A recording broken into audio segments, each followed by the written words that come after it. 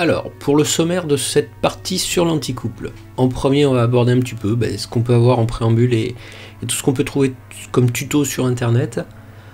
En deuxième partie, on va regarder à quoi ça sert un anticouple, histoire de comprendre un petit peu les choses, même si on sait grosso modo à quoi ça sert. Sur la partie 3, donc on verra tout ce qui concerne les gyros, le mode normal ainsi que le mode conservateur de cap. Et enfin, dans la partie 4, on va aborder la façon et la méthode pour faire le réglage de l'anticouple. Alors sur les tutos qu'on peut trouver sur internet, il y a beaucoup de choses, notamment en langue anglaise. Il y a peu de publications françaises. C'est ce qui m'a décidé un peu de faire ce genre de tuto pour aider les gens qui justement qui parlent pas forcément anglais à avoir quelques méthodes et quelques définitions pour pouvoir avancer un petit peu dans les réglages. Donc effectivement on a peu de tutos. Alors ça veut pas forcément dire que ce tuto va répondre à toutes les questions que vous vous posez, mais je pense qu'avec ce tuto plus d'autres publications que vous pourrez trouver sur internet qui sont très bien faites, vous aurez des bases pour ensuite les comprendre peut-être un petit peu mieux.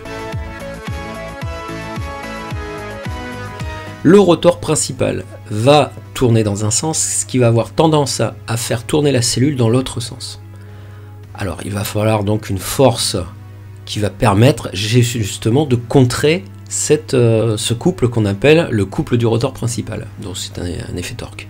Cette force donc qui va être contrée par l'anticouple va devoir être augmentée ou diminuée en fonction de la puissance que l'on va demander à l'hélicoptère. Si on augmente le gaz et les pas, l'anticouple doit contrer beaucoup plus fort, mais si l'on diminue, effectivement il faut diminuer cette force.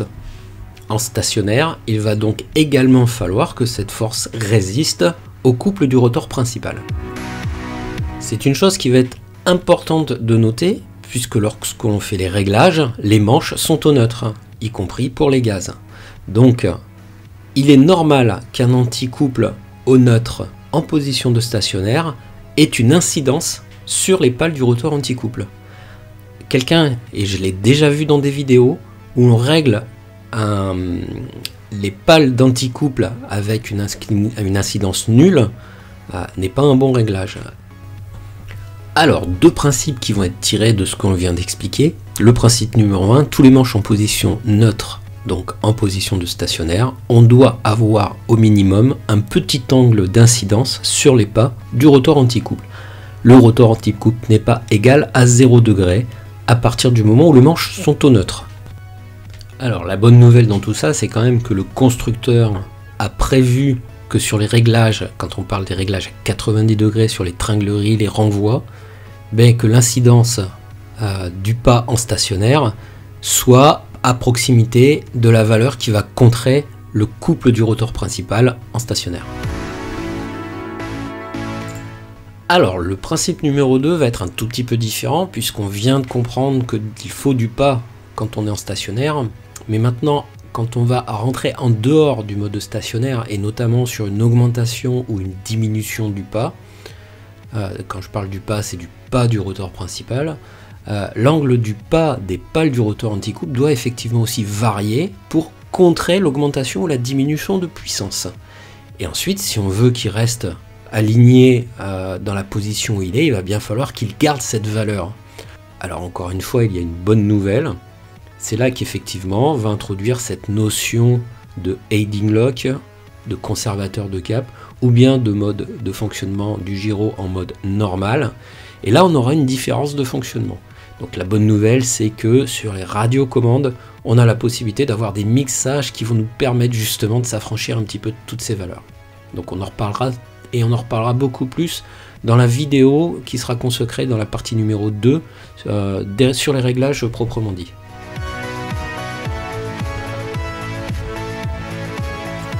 Alors, parlons un petit peu des gyros. Donc, deux modes que j'ai appelé le mode figé et le mode réglable, c'est tout simplement pour vous expliquer que vous avez des gyroscopes qui sont encore avec des réglages directement au petit tournevis sur le gyroscope lui-même, et d'autres qui sont beaucoup plus généralisés bien évidemment, mais qui se règlent directement sur la radiocommande.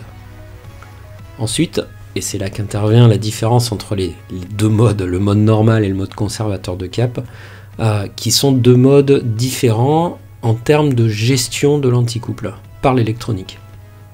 Le mode normal va permettre de corriger simplement les bourrasques de vent ou les variations brutales de puissance, alors que le mode conservateur de cap, lui, va conserver une valeur de cap bien précise, et tant qu'on n'a pas une action sur l'anticouple, cette valeur, l'hélico va sans cesse la corriger de manière qu'elle reste fixe.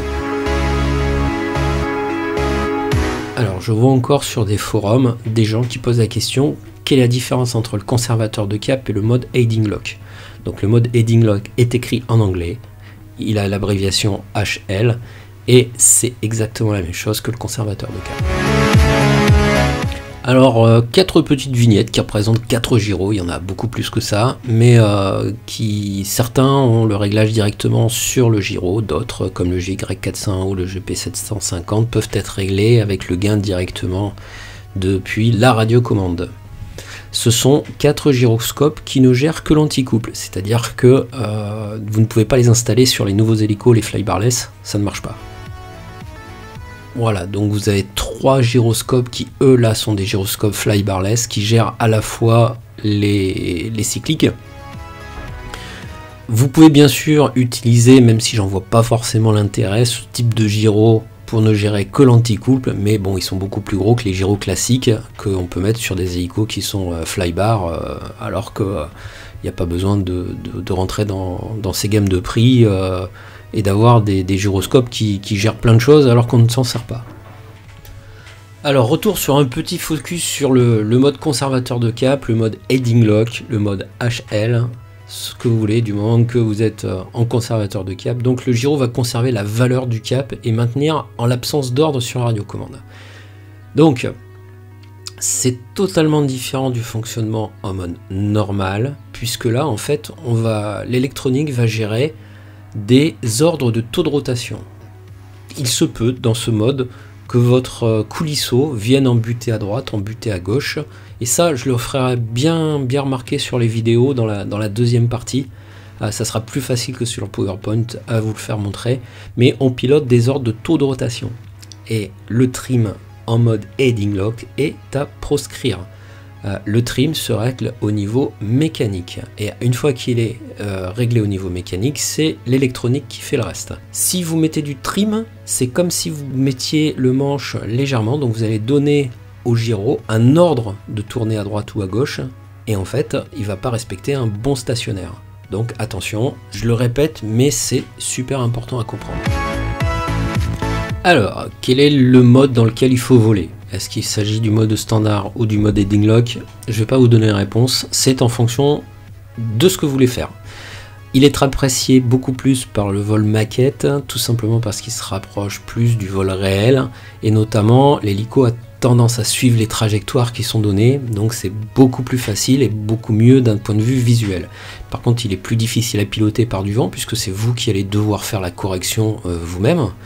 Il pardonne plus les erreurs de pilotage de l'anticouple, ça c'est un avis personnel.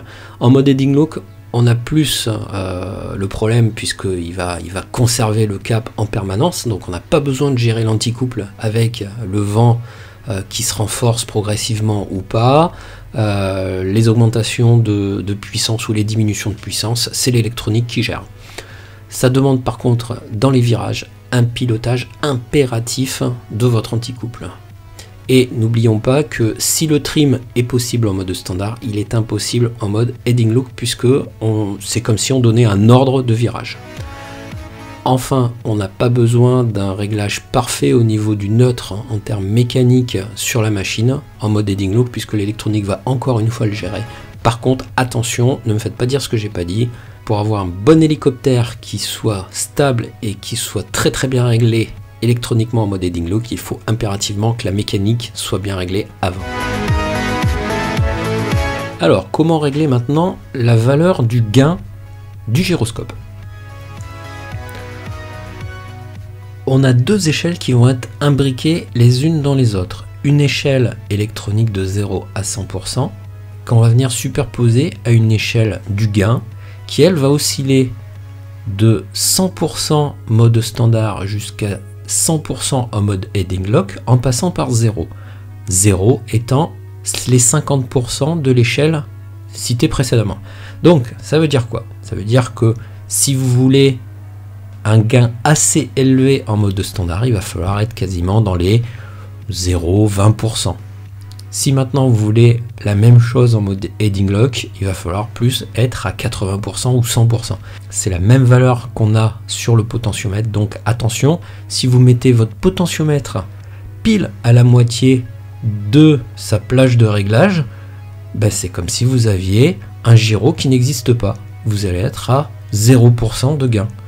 Donc attention, sur un gyroscope qui se règle sous ce format-là, vous devez avoir votre potentiomètre pas complètement sur la droite, mais pas complètement sur la gauche, mais assez significativement, de manière à avoir un gain significatif soit en mode normal, soit en mode heading lock.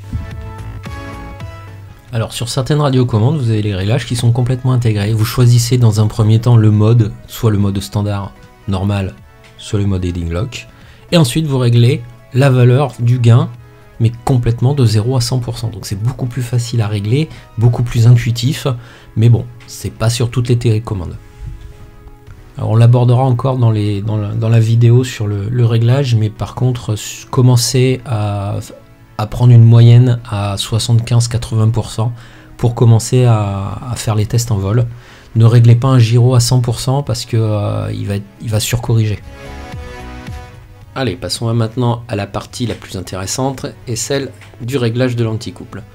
Donc, encore une fois, on ne change pas par rapport à d'habitude. Les coulisseaux doivent être à 90 degrés avec les renvois. Et n'oublions pas que le constructeur a lui déjà intégré une petite incidence du pas pour contrer le couple du rotor principal sur sa phase de stationnaire. Donc, on règle tout à 90 degrés. Alors au niveau des réglages de la radiocommande, c'est simple puisque tout doit être à 0. Donc les valeurs de débattement de l'anticouple doivent être réglées de 100% à 100% gauche-droite. Donc on n'abaisse rien d'emblée. Pas de courbe de mixage des gaz vers l'anticouple. Pas de dual rate, pas d'exponentiel. Et surtout pas de subtrim. Donc le subtrim c'est le neutre électronique qui pourrait être corrigé si on vole avec un gyroscope en mode normal, mais comme on est passé en mode conservateur de cap pour nous aider dans le pilotage, aucun subtrim.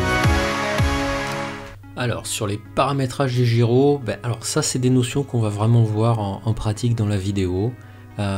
Comment vérifier le bon déplacement du cerveau, comment vérifier le bon sens de correction. Attention, c'est deux notions totalement différentes. Vous pouvez très bien avoir un sens de déplacement radiocommande vers le récepteur et l'hélico qui est dans le bon sens et qui est en mode correct, et malgré tout avoir un sens de correction du gyro qui va partir en sens inverse. Bon là c'est catastrophique parce qu'il va amplifier un mouvement et il s'arrêtera jamais, donc ça va droit au crash. On va voir un petit peu les réglages des valeurs limites, du délai et le réglage du gain.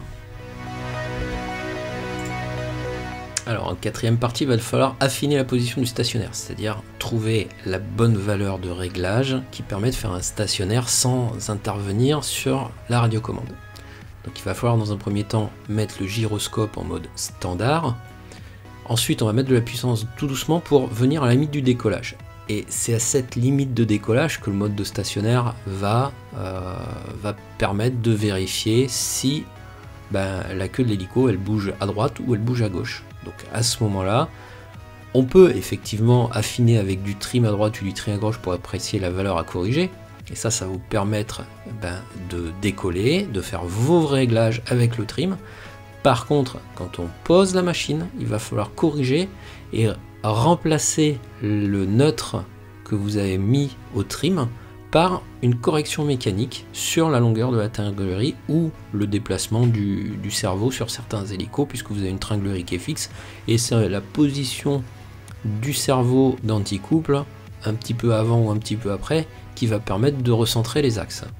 Et ensuite on recommence les décollages, les réglages jusqu'à obtenir un hélico qui ne tourne plus sur l'axe du lacet et qui n'a pas de trim. Voilà, une fois que votre anticouple est correctement réglé au niveau mécanique avec un bon stationnaire en mode normal sans rotation sur l'axe du lacet, vous avez la possibilité donc de passer en mode conservation de cap, et là ça sera beaucoup plus simple s'il y a un peu de vent pour maintenir l'hélico dans la position où il est par rapport à l'anticouple. Voilà, donc sur la prochaine partie qui sera consacrée au réglage de l'anticouple d'un T-Rex 500, où on va détailler beaucoup plus en vidéo toute la partie réglage pratique, il était pour moi important quand même que vous ayez quelques notions sur les objectifs et les valeurs des anticouples avant d'aborder cette vidéo. Il est évident que pour des gens qui ont déjà de l'expérience, cette vidéo ne leur apportera strictement rien, mais je vois sur les forums beaucoup de débutants qui se posent plein de questions de base, et c'est quand même assez important de pouvoir apporter des réponses.